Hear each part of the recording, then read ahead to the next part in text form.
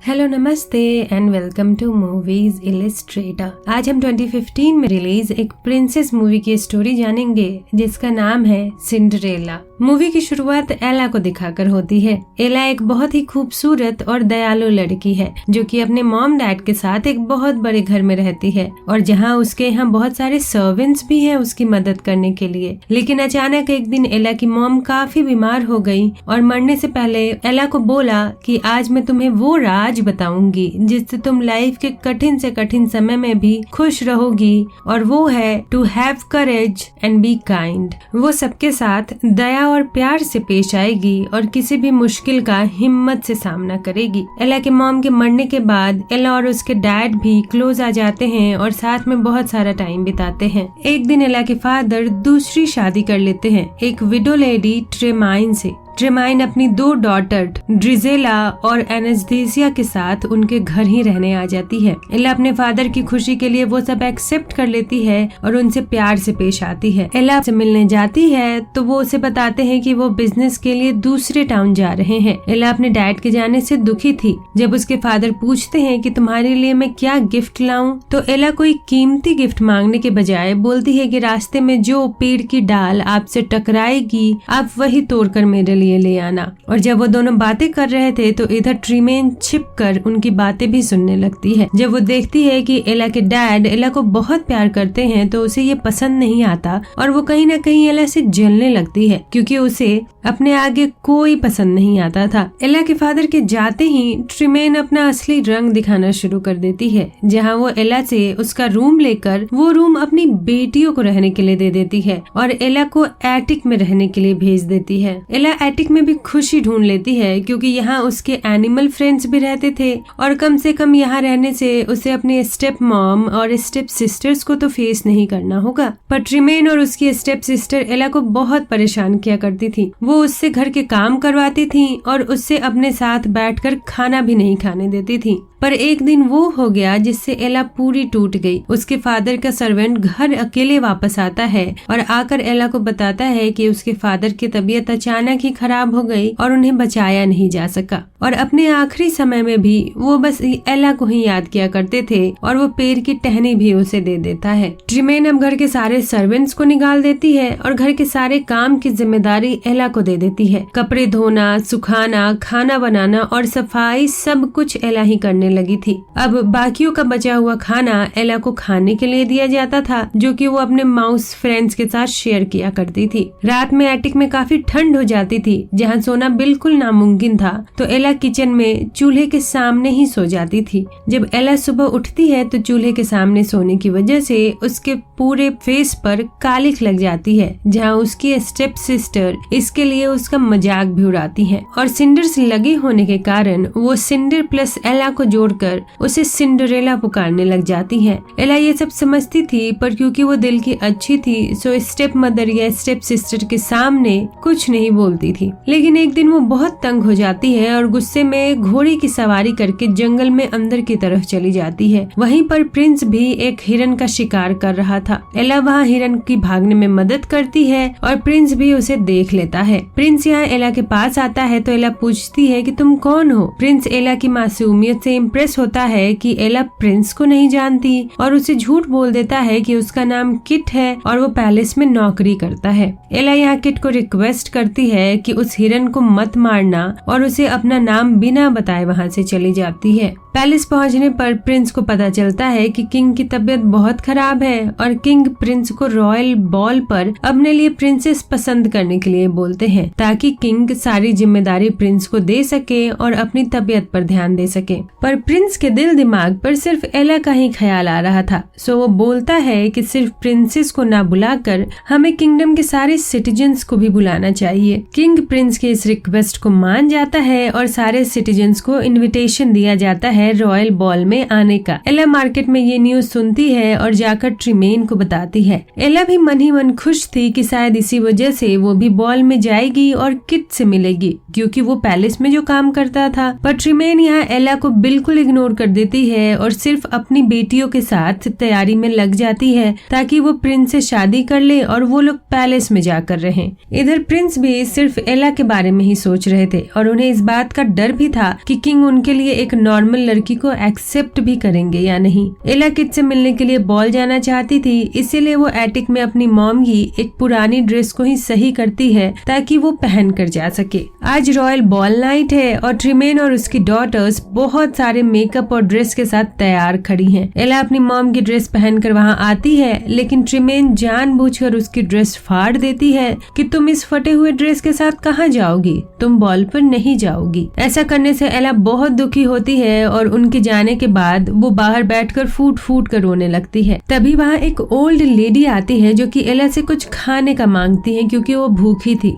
एला अपना दुख भूलकर उन्हें मिल्क पीने के लिए देती है। तभी वो ओल्ड लेडी मैजिक करती हैं और एक ब्यूटीफुल लेडी बन जाती हैं और बताती हैं कि वो एला की फेरी गॉड मदर है और आज वो यहाँ उसकी हेल्प के लिए आई हैं। फेरी गॉड मदर अपने मैजिक से एक पंपकिन को कैरेज, माउस को हॉर्स, लिजर्ड को फुटमैन बना देती हैं ताकि एला पैलेस जा सके। इसके बाद वो एला के ऊपर अपना मैजिक दिखाती हैं जिसमें उसकी फटी हुई पुरानी ड्रेस एक बहुत ही खूबसूरत गाउन बन जाता है। एला के शूज काफी पुराने थे तो फेरी गॉड मदर उसे ग्लास के शूज बना कर देती हैं। फेरी गॉड मदर अब एला पर स्पेल करती हैं कि उसकी स्टेप मदर और सिस्टर्स उसे पहचान नहीं पाएंगी। एक लास्ट कंडीशन वो एला को बताती हैं कि उनका ये मैजिक सिर्फ मिडनाइट तक ही रहेगा, जिसके बाद सब खत्म हो जाएगा और उसे वापस आना होगा। पैलेस में बॉल स्टार्ट हो गया है और सारे किंगडम के प्रिंसेस और सिटीजन्स सभी आ गए हैं, पर प्रिंस को अभी भी एला का ही इंतजार है कि वो क्यों नहीं आई।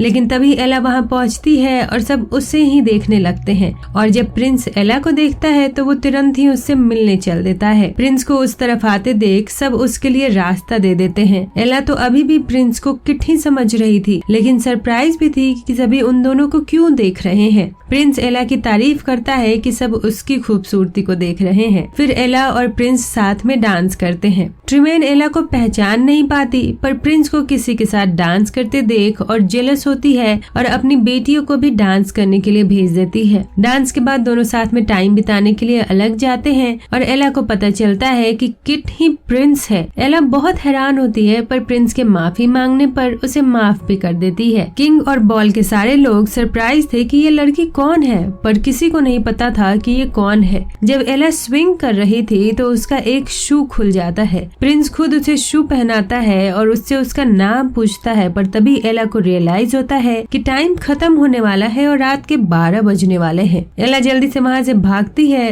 ताकि जादू खत्म होने से पहले वो वहाँ से निकल जाए। रास्ते में जब वो किंग से टकराती है तो उन्हें बोलती है कि किट बहुत अच्छे इंसान है। जब वो सीढ़ियों से नीचे उतर रही थी तो उसका एक शू खुल जाता है, पर देर होने की वजह से वो वहाँ शू छोड़कर भागती है और उसका एक शू प्रिंस को मिल जाता है। प्रिंस उसके पीछे जाना चाहता था, पर किंग उसे रोकते हैं और एला के पीछे सोल्जर्स को भेज देते हैं। लिजर्ड सोल्जर से पीछा छुड़ाने के लिए गेट बंद कर देता है और धीरे धीरे सब अपने ओरिजिनल फॉर्म में आने लग जाते हैं, सिवाय एला के शूज के, क्योंकि उसका दूसरा हिस्सा प्रिंस के पास था। एला फिर पैदल घर वापस आ जाती है और उसकी स्टेप मदर कहीं वो शू न देख ले, इसीलिए उसे वो एटिक में जाकर छिपा देती है। सबके सोने के बाद वो अपनी डायरी में आज की बीती हुई बातें भी लिखती है, क्योंकि आज उसका दिन काफी अच्छा गया था। एला की स्टेप मदर और सिस्टर आती हैं और बॉल के बारे में बातें करती हैं। एला को खुश देखकर उसके स्टेप मॉम को उस पर शक भी होता है, क्योंकि वो दुखी क्यों नहीं। सीन अब पैलेस पर शिफ्ट होता है, जहाँ अब किंग की तबीयत काफी खराब हो रही है और वो चाहते थे कि प्रिंस को हर खुशी मिले, जिसके लिए वो प्रिंस को अपनी पसंद की लड़की से शादी करने की परमिशन देते हैं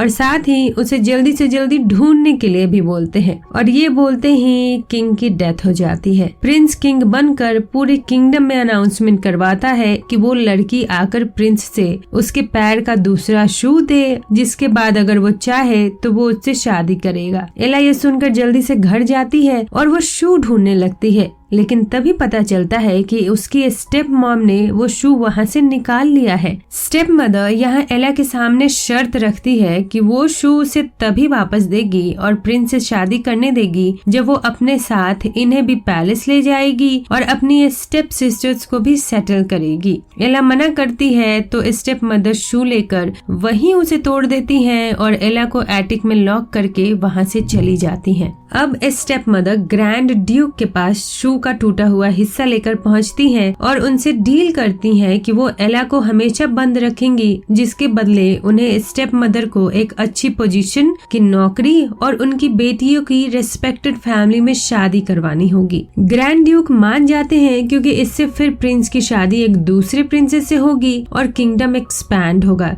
जो वो चाहते थे। ग्रैंड ड्यूक प्रिंस के पास पहुंचकर शर्त रखते हैं कि अगर वो एला को नहीं ढूंढ पाए तो प्रिंसेस सेलिना से शादी कर लेंगे। प्रिंस उस दूसरे शू को किंगडम की सारी लड़कियों को पहनाकर ट्राई कर रहा था कि वो किसी को फिट आए, पर पूरी किंगडम में वो किसी को भी फिट नहीं आ रही थी। प्रिंस के सोल्जर एला के भी घर पहुंचते हैं, जहां स्टेप सिस्टर शू पहनने का बहुत ट्राई करती हैं। एला एटिक में बंद थी और वो गाना गाने लगती है जिसकी आवाज बाहर तक आती है, इसीलिए कैप्टन उस लड़की को बाहर बुलाने के लिए बोलता है, पर स्टेप मदर झूठ बोलती है कि इधर कोई नहीं है। यहाँ ग्रैंड ड्यूक भी वापस जाने के लिए जोर देता है। तभी प्रिंस, जो कि सोल्जर की ही ड्रेस में उनके बीच छिपा हुआ था, सबके सामने अपने असली फॉर्म में आता है और उस लड़की को आकर मिलने का ऑर्डर देता है, जिसके बाद कैप्टन एला को एटिक से लेकर आता है और वो प्रिंस से मिलने जाती है, जहां प्रिंस एला को शादी के लिए प्रपोज करता है। एला पूछती है कि अगर मुझे ये शू फिट नहीं आया तो क्या तुम मुझे वैसे एक्सेप्ट करोगे जैसी मैं हूँ, क्योंकि मैं कोई प्रिंसेस नहीं हूँ।